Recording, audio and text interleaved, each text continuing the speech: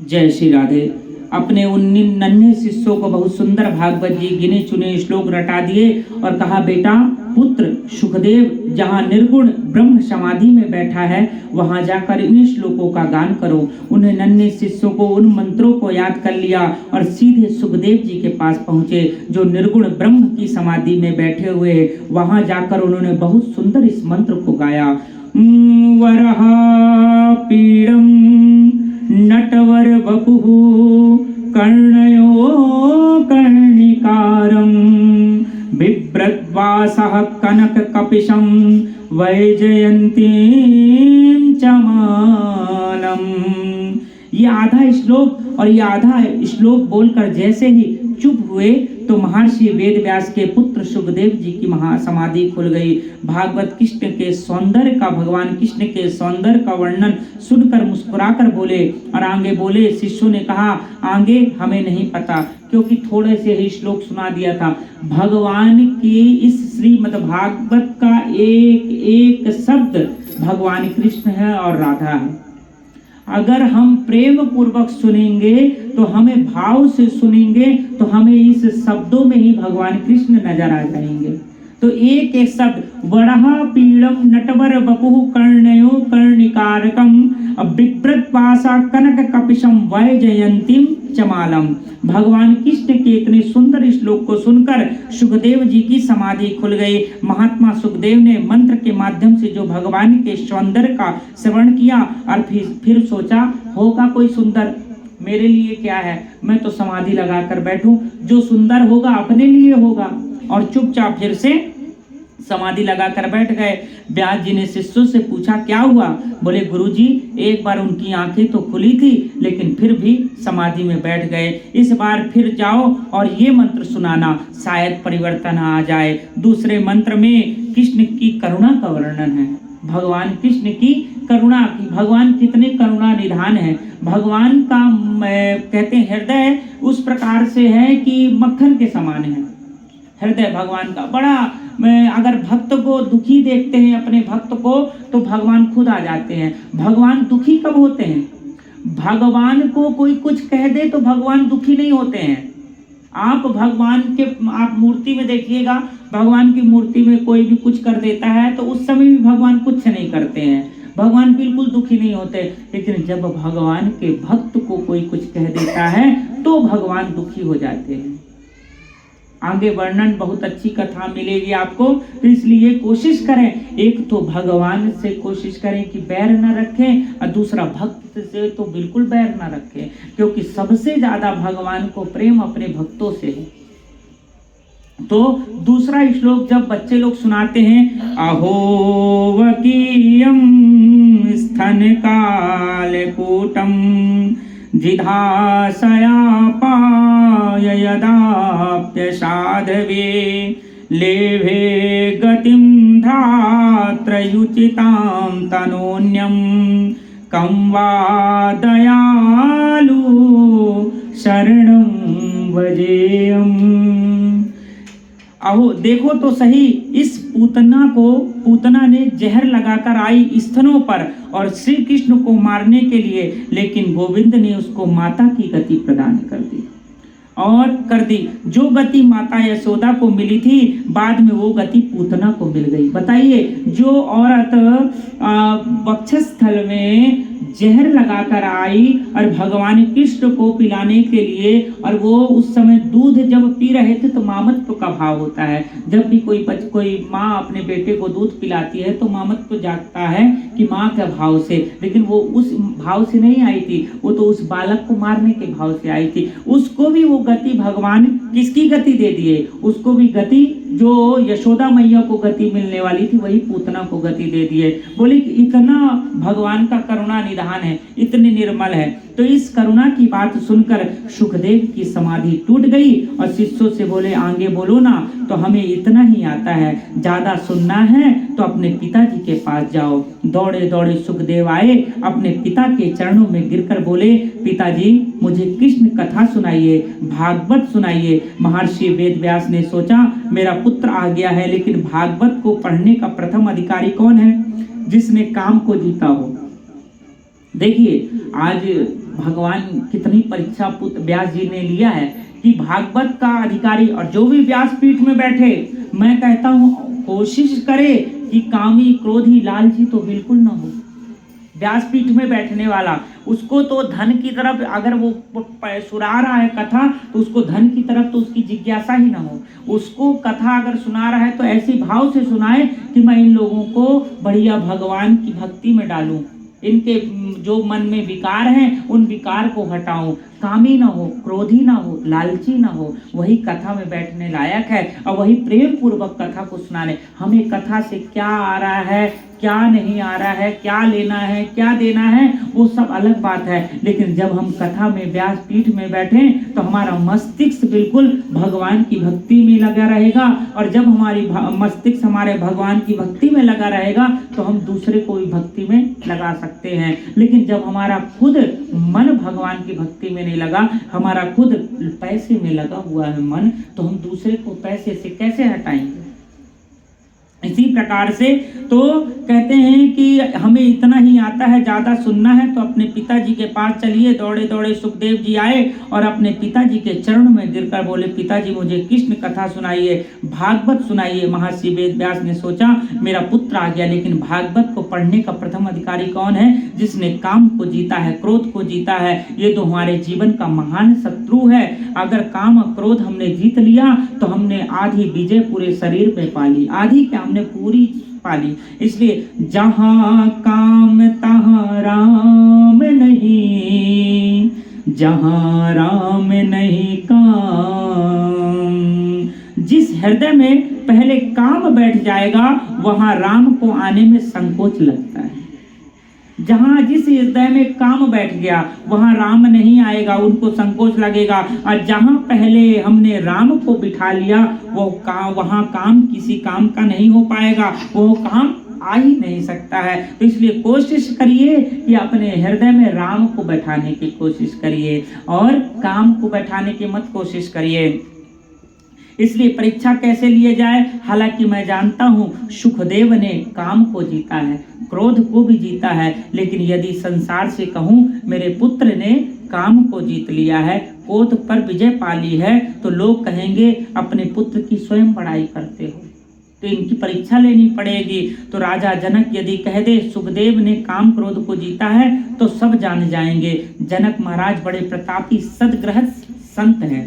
देखिए उनने अपने बालक की, जो सुखदेव कहा जाता है कि वो सीधे राधा रानी के गोद से होकर आए हैं और वो सीधे भगवान के ही भक्त है, भगवान के परम लाडले हैं। और दूसरे स्वरूप में कहा जाए तो वो सीधे श्री कृष्ण हैं, जो इस संसार को सूक्ष्म रूप से मोक्ष की ओर ले जाने वाले आए हैं। लेकिन उनको भी परीक्षा देनी पड़ी है कि राजा जनक के पास जो सदगृहस्थी है, देखिए सदगृहस्थी को कैसा होना चाहिए? सदगृहस्थी को अच्छे विचार रखने चाहिए, मन वाणी बड़ी सुंदर होनी चाहिए, पतिव्रता होनी चाहिए। इसी प्रकार से सदगृहस्थी होता है। तो जो देखिए सदगृहस्थ व्यक्ति से बढ़कर कोई संत नहीं है, क्योंकि गृहस्थ में जीवन में बहुत से कार्य होते हैं और उस सब कार्य को कर कर अगर माता अगर 10 मिनट भी अपना समय लगा रही हैं, 20 मिनट भी अगर अपना समय दे रही हैं, तो इससे बढ़कर कुछ नहीं है। तो राजा जनक ने यदि कह दें कि सुखदेव ने काम को जीता है, क्रोध को जीता है, तो सब जान जाएंगे जनक महाराज बड़े प्रतापी है, सदगृहस्थ संत हैं। सज्जनों, सुखदेव 4 अंगुल की लंगोटी भी अपने शरीर पर नहीं पहने हैं, दिगंबर हैं। दिगंबर मतलब क्या होता है बताइए? निवस्त्र। दिगंबर है, 16 वर्ष की उम्र है, चौड़ा वक्षस्थल है, लंबी भुजाएं हैं। भुजाएं कैसी हैं? ये जो जिसकी भुजाएं खड़े होने पर इस घुटने को छूती है वो बाहुबली होता है। कैसा बाहुबली? भगवान राम थे, आज के बाहुबली नहीं, नाम बताने देते है ना। बाहु जिसके सीधे इसके घुटने को छुए। तो इसी प्रकार से सज्जनों दिगंबर है। जनक महाराज के द्वार पर पहुंचे व्यास जी ने समाचार पहुंचा दिया, मेरा पुत्र आ रहा है, इसकी परीक्षा ले लेना, इसके मन को जीता है या नहीं। जैसे ही सुखदेव जी जनक के द्वार पर पहुंचे तो द्वारपालों से बोले, श्री जनक महाराज से जाकर बोले व्यास नंदन उनसे वेदांत पढ़ना चाहते हैं। जनक महाराज ने भीतर से ही कह दिया अभी 5 दिन तक समय नहीं है, द्वार पर खड़े रहें। अब 16 वर्ष के आयु वाला व्यक्ति कैसा होता है, 16 वर्ष की जब व्यक्ति जवानी में प्रवेश करता है उसी समय तो उसको ऐसा लगता है कि लोहे को मोड़ दूंगा, गाड़ी को उठा के फेंक दूंगा, क्योंकि खून गर्म होता है। और उस समय देखते हैं अगर मान लीजिए थोड़ा सा भी अगर उससे टक्कर लग जाती है तो बड़े से बड़े बुजुर्ग को या बड़े से बड़े आदमी को ऐसा कहता है कि कुछ भी वाणी से बोल देता है, क्योंकि उस समय खून उबाल मारता है।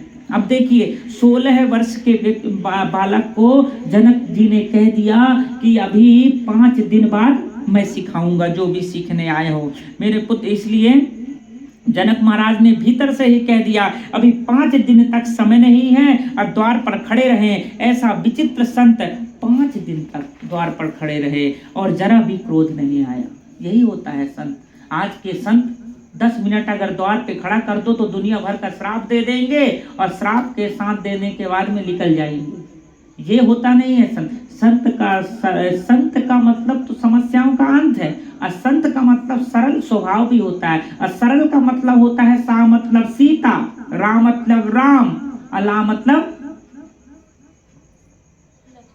वाह, बहुत यही तो है संत का समागम। ला मतलब जो तीनों प्रवेश हो जाए, सरल हो जाता है व्यक्ति, है ना। और उसी समय क्रोध करता है जब क्रोध करने की अवस्था होती है, जो जिस जगह में क्रोध करना चाहिए वही जगह। तो इसलिए कहते हैं कि जरा भी क्रोध नहीं आया, अब विषम परिस्थितियों को भी मुस्कुराकर निकाल देवे, वही तो होता है संत। जनक महाराज ने अपने सैनिकों से कहा जाओ सुखदेव के चेहरे पर जरा भी क्रोध की मुद्रा दिखाई दे तो उनको वापस कर दो। सैनिक आकर बोले महाराज ऐसा संत हमने कभी नहीं देखा। 5 दिन पहले जो मुंह की आकृति थी, जैसे ही व्यक्ति जब गुरु के पास जाता है तो कितना मुस्कुराते हुए जाता है, आज शिक्षा लेके आऊंगा, वही स्थिति उनकी 5 दिन बाद वैसी बनी रही, वही आकृति थी, वही आज है। जनक महाराज रोने लगे, मैंने संत का अपराध कर दिया। मैंने किसी बालक को, बताइए 16 वर्ष के बालक को 5 दिन तक इंतजार कराया एक शिक्षा के लिए, बड़े दुखी हो गए, भारी अपराध किया है, लेकिन मैं क्या कर सकता हूँ। द्वार पर गए, बोले आइए पधारिए। सुखदेव जी ने कहा मैं व्यास जी का पुत्र सुखदेव हूँ, आपसे वेदांत पढ़ना चाहता हूँ। और जनक महाराज ने कहा पधारिए, पढ़ाएंगे। लोगों को इशारा किया, इन्होंने क्रोध को जीत लिया है। 5 दिन धूप में खड़े रहे लेकिन जरा भी क्रोध नहीं आया। अंतपुर के द्वार, अंतपुर में बड़ी सुंदर नारियां रहती है। राजा जनक ने अंतपुर के द्वार पर सुखदेव को बिठा दिया। जनक चले गए, एक से एक सुंदरी आई, सबने सुखदेव को घेर लिया। कोई उन्हें चवर डुला रहा है, कोई तांबुल की समर्पित कर रहा है। एक सुंदरी सुखदेव के पास में बैठ गई, परंतु आदरणीय सुखदेव के चेहरे पर जरा भी विकार मन में नहीं आया, कोई विकृति नहीं आई, चेहरे पर नहीं आई। जनक महाराज आकर साष्टांग उनको प्रणाम करने लगे, उनके चरणों पर बैठ गए, लेट गए। मुझे क्षमा करो भगवान, बहुत बड़ा अपराध हुआ, आपके पिता का आदेश था इसलिए ऐसा अपराध मैंने किया। आपको क्या वेदांत पढ़ाऊं, आप तो स्वयं वेदांत के स्वरूप हैं, आप तो वेदांत के सशक्त हस्ताक्षर हैं। जन जन के प्रचार कर दिया, काम और क्रोध दोनों को जीता है। आचार्य सुखदेव ने, ब्रह्मा जी को सृष्टि में केवल एक ही पुरुष ऐसा है, आचार्य सुखदेव ने, जिन्होंने काम और क्रोध को जीता है। विजय सुखदेव के जीवन में कभी क्रोध नहीं आया, नैष्टिक बाल ब्रह्मचारी हैं। व्यास जी सुखदेव जी को गले से लगाकर बोले आज मुझे अधिकारी शिष्य मिल गया, आज मैं जिसको भी ये श्रीमद् भागवत पढ़ाऊंगा, आज मुझे ऐसा अधिकारी मिला जिससे पूर्ण रूपेण इस भागवत को सिखाऊंगा और सिखाने के बाद ये जगह जगह प्रचार करेंगे। जैसे ही शिष्य की इच्छा होती है कि मुझे श्रेष्ठ गुरु मिले, वैसे ही गुरु भी चाहता है कि मुझे अधिकारी शिष्य मिले जो मेरी शिक्षा का प्रचार प्रसार कर सके। वाल्मीकि रामायण में वर्णन आता है, अगस्त मुनि के शिष्य थे सुतीक्षण जी, और सुतीक्षण को अगस्त ने जब विद्या अध्ययन कराया तो सुतीक्षण जी ने कहा गुरुदेव, गुरु दक्षिणा में क्या दूं। अगस्त मुनि ने सुतीक्षण को अंक में भरकर कहा बेटा यदि मुझे गुरु दक्षिणा देना चाहते हो तो मुझे राम के दर्शन करा देना। सुतीक्षण से बोले दर्शन करा दो। गुरुदेव अपने शिष्य से कहते हैं राम के दर्शन करा दो, मुझे और कुछ नहीं चाहिए, क्योंकि तुम्हारे जैसा तपस्वी शिष्य मिलना भी भाग्य की बात है। इसलिए सुतीक्षण जी के आश्रम पर मेरे रघुवर आए तो सुतीक्षण जी ने उन्हें अगस्त मुनि के आश्रम पर ले जाकर गुरुदेव को प्रभु के राम के दर्शन कराए। ऐसे ही महर्षि वेद व्यास के परम हर्ष हुआ मेरे ही जैसा यशस्वी शिष्य मिल गया। पुराणों की विद्या दिगंबर है, नहीं कह सकते हैं। पुराणों की विद्या जो भी है निवस्त्र हम नहीं वाचन कर सकते हैं, इसलिए लंगोट पहनना जरूरी रहता है। इसलिए व्यास जी ने उन्हें कौपिन पहनाई और सुखदेव जी को दिगंबर जरूर है, लेकिन ऐसे दिगंबर नहीं है, कौपिन पहनते हैं। उनको श्रीमद् भागवत का अध्ययन कराया और भागवत पढ़कर सुखदेव गदगद हो गए। राजसी परीक्षित को जब 7 दिवस में मृत्यु का श्राप मिला तो कोई भी निर्णय नहीं कर पा रहा था। केवल 7 दिन में परीक्षित को मोक्ष कैसे मिले, तभी आदरणीय सुखदेव परीक्षित की सभा में आए, ऐसी भागवत सुनाई। सज्जनों, परीक्षित के 7वें दिन परीक्षित के लिए विमान आ गया और परीक्षित बैकुंठ को चले गए। तो शौनकादि ऋषियों ने पूछा ये परीक्षित कौन है।